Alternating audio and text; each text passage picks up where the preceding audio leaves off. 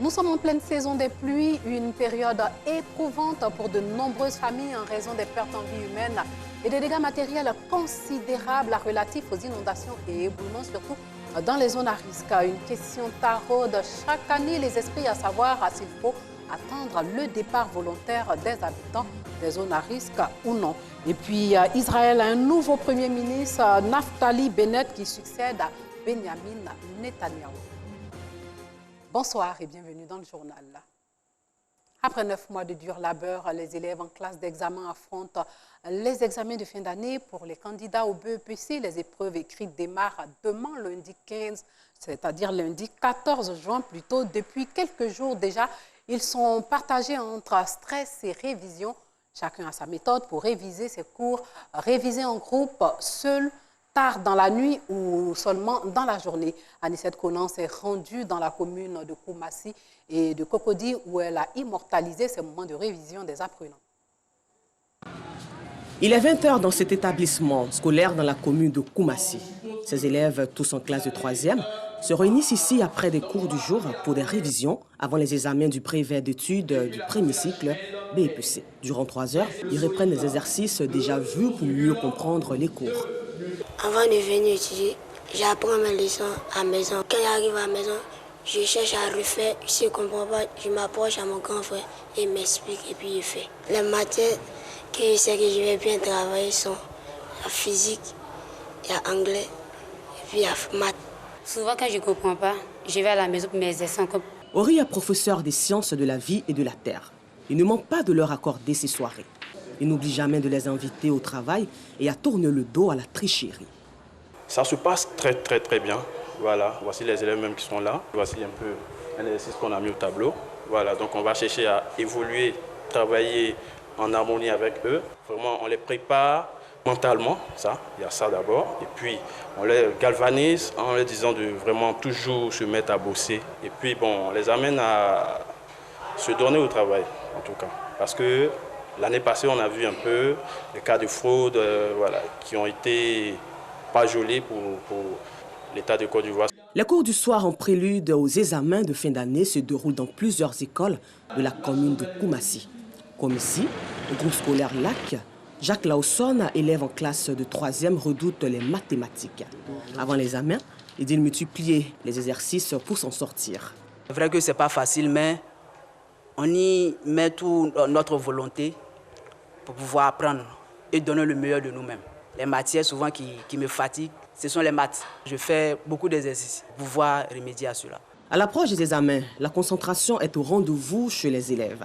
Il est 2h30 lorsque nous arrivons à la Riviera Bonoumé, au domicile de la famille Obi. Marc Godwin et Emmanuel Kouassi, tous deux élèves en classe de terminale, préfèrent la méthode de la veillée pour se préparer. Pour avoir le bac, il faut d'abord se sacrifier. Maintenant, pour se sacrifier, il faut étudier jusqu'à une X heure. Voilà, donc tant qu'on n'a pas encore fini, tant que tu ne connais pas, tu ne peux pas aller te coucher. Notre méthode, on s'entraide. Comme lui, il est fort en maths, puisqu'il fait la série D, moi, c'est la série A. Donc, je l'aide plutôt en français, les langues et en philo aussi. Voilà, pendant ce temps, lui, il me montre un peu les maths et autres. Des préparatifs d'examen qui bénéficient du soutien des parents. Le fait de le voir en train d'étudier, franchement, ça me fait plaisir qu'il soit conscient du baccalauréat. Puisqu'il travaille jusqu'à 3 h du matin, souvent je peux lui faire du café pour le maintenir éveillé. Si certains préfèrent la méthode de la veillée, ce n'est pas le cas pour ces apprenants de la terminale. Ils ont décidé d'occuper cette salle de classe du collège moderne La Pérouse, située à la Riviera Palmeraie pour leur révision, leur retenue 9 heures. Tu dois d'abord exceller dans ta matière. C'est-à-dire, moi, comme ça, c'est en physique que j'excelle. Je ne veux pas réussir moi seul, je veux réussir avec eux. C'est important parce que lorsqu'on fait des groupes d'études, chacun peut donner son avis. On regroupe un groupe d'élèves, par exemple, qui ont plusieurs lacunes, avec des élèves qui sont vraiment forts, pour rester jusqu'à 16 h ou 15 h. On se bat pour le bac, donc on se sacrifie pour tout. Du CEPE au baccalauréat en passant par le BEPC, les élèves se préparent minutieusement et avec beaucoup de concentration pour décrocher les précieux sésames. La journée internationale de sensibilisation à l'albinisme est célébrée aujourd'hui. L'objectif de cette journée, attirer l'attention sur cette particularité génétique héréditaire qui vaut aux personnes qui en sont atteintes d'être victimes de discrimination dans certains pays. Le thème de l'édition 2021, fort contre tout. Et puis l'Arabie Saoudite va autoriser 60 000 de ses résidents vaccinés contre le coronavirus à effectuer le Hajj, un grand pèlerinage musulman à la Mecque qui doit avoir lieu en juillet prochain en raison de la pandémie à coronavirus pour la deuxième année consécutive. Ici en Côte d'Ivoire, le directeur général des cultes et président du comité de surveillance du pèlerinage à la Mecque a donné une conférence de presse pour en parler. Le Parlement israélien, lui, a voté ce soir la confiance au gouvernement du nouveau Premier ministre Naftali Bennett qui succède à Benjamin Netanyahou au pouvoir depuis 12 ans. Sur les 119 députés présents sur 120 au Parlement, 60 ont voté en faveur de la nouvelle coalition qui va de la droite à la gauche en passant par l'appui d'un parti arabe. 59 députés principalement du parti Likoud, de Netanyahou, de l'extrême droite et des partis ultra-orthodoxes s'y sont opposés. Place au dossier.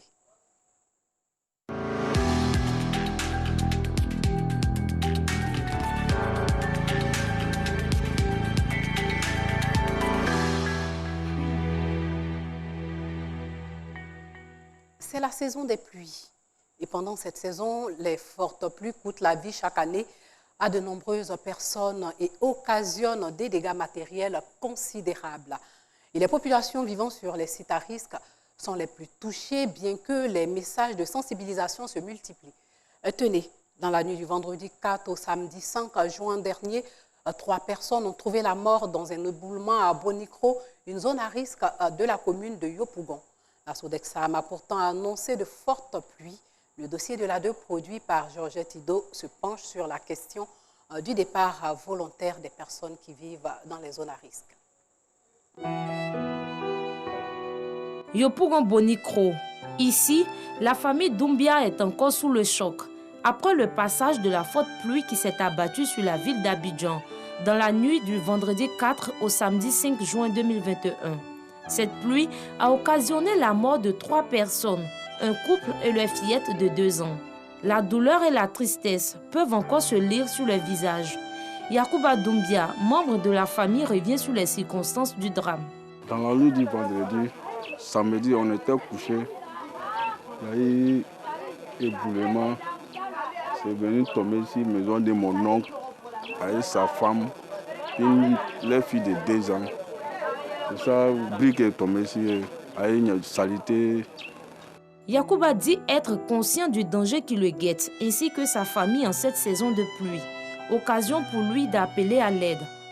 Bon, les gens sont venus maintenant, ils disent qu'ils vont démolir. On demande l'aide de l'État, qui peut nous aider. Lui-même, ses enfants-là sont restés 9. Comme la famille Doumbia, les pluies diluviennes ont endeuillé plusieurs familles en 2020 et ont causé assez de dégâts matériels. Seydou a perdu 5 membres de sa famille l'année dernière dans l'éboulement de terre survenu dans la commune d'Aniama, au nord d'Abidjan. Assis dans son canapé ce mercredi 9 juin, soit 1 an après le drame, Seydou regarde sur son smartphone les photos de ses défunts enfants. Leurs souvenirs appellent des larmes.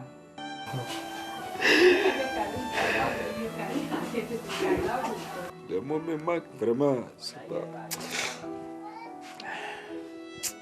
Ces photos dans ce petit appareil restent pour Seydou le seul moyen de revoir les visages de sa progéniture, morte tragiquement dans cet éboulement du 18 juin 2020. Voilà, tous les enfants sont partis. C'est ça là seulement qui me reste dans la maison. Tout le monde est parti. J'ai dit ma maison, vraiment il y a l'obscurité dedans. La pluie a fait des dégâts. Vraiment, ça m'a rendu la vie difficile, franchement dit. À Anyama-Djamé, nouveau quartier, nous retrouvons Maurice Sanogo, un autre sinistré d'Anyama derrière. C'est ici qu'il vit depuis le sinistre. Sanogo, lui, a été sauvé de justesse dans cet éboulement. Par contre, sa femme et ses 3 garçons ont péri dans l'incident. La pile, là, elle a gâté ma vie. Elle a gâté tout ma chose dedans, à la maison même. Bon, j'ai perdu toutes les choses. Au pire, j'ai perdu mon enfant. Au pire, j'ai perdu 3 enfants sur les champs. Même à l'heure actuellement, je ne sens pas bien. Au pire, moi, je suis seul encore. Toujours, ma maison là, je vis ici, je suis débrouillé ici. Mais ma maison là est vide. il n'y a rien dedans. Les constructions dans les zones inondables sont légion à Abidjan. Malgré ce malheur qui a fait plus de 17 morts, on note encore une présence des populations dans ces zones à risque. On nous avait tous chassés après le drame qui a secoué notre quartier l'année passée. Mais comme nous ne savons pas où partir, nous sommes revenus dans notre quartier à Anyama derrière Rail. Dispersés à travers le district d'Abidjan, les sinistrés d'Anyama derrière Rail se sont donné rendez-vous ce jour à l'initiative de leur président pour sensibiliser les populations encore présentes dans les zones à risque. Je suis venu, il a dit maintenant, quand quitter dans la riche, il ne faut pas qu'ils vont regarder la vie comme ça. Ce qui est derrière, c'est plus grave. 17 morts là, il y a une seule famille qui a 5 dedans. Sa femme a fait 4 avant. Ça s'applique un milliard. Donc il ne faut plus que ça se reproduise. On n'a qu'à quitter. Cette cour appartient à Edmond. Elle a été inondée en ce début de saison des pluies. Edmond n'a eu d'autre choix que de libérer ses locataires. Mes locataires, vraiment de juin, ils s'en vont, ils ont dit de partir. Et puis ils reviennent en août, où tout l'eau est déjà parti. Pour éviter le pire cette année, les collectivités s'engagent. Elles font du porte-à-porte pour encourager les occupants des zones inondables à les quitter. C'est vraiment de vous demander de prendre toutes les dispositions pour quitter les lieux, pour ne pas qu'on ait à assister encore des gens pour les cas d'inondation. Ce n'est pas forcément d'attendre le départ volontaire. La sensibilisation, nous la faisons passer. En attendant qu'on ait vraiment les moyens adéquats pour réaliser les travaux de drainage conséquents. Quand on aura ces moyens, je pense qu'on va faire peut-être la démolition de toutes ces maisons qui sont là. Mais pour l'heure, nous sensibilisons les personnes pour ne pas qu'elles restent dans l'eau. Des politiques de relocalisation des populations sont déjà en cours de maturation. D'abord, on a fait le répertoire des différents sites. On a vu également les risques que les populations couraient. Et puis, on a également identifié, pour en tout cas la plupart du temps, les zones où on pouvait les recaser, c'est-à-dire les églises, les mosquées, les espaces de jeu en cas d'inondation. Selon l'ONPC, Office national de la protection civile, 47 zones à risque ont été identifiées dans 11 communes du district d'Abidjan. Des travaux d'assainissement ont déjà été lancés. Et il faut dire que tous les acteurs, chacun dans son travail habituel, parce que c'est un travail habituel, l'ONAD fait son travail, l'ONPC fait son travail, les structures, le ministère de l'Entretien routier fait son travail habituel. Et c'est dans cette coordination-là que l'ONPC agit, intervient. L'ONPC appelle l'attention de toutes ces structures pour que les travaux soient exécutés et n'aient pas de conséquences sur la population. Toutefois, l'ONPC se veut ferme.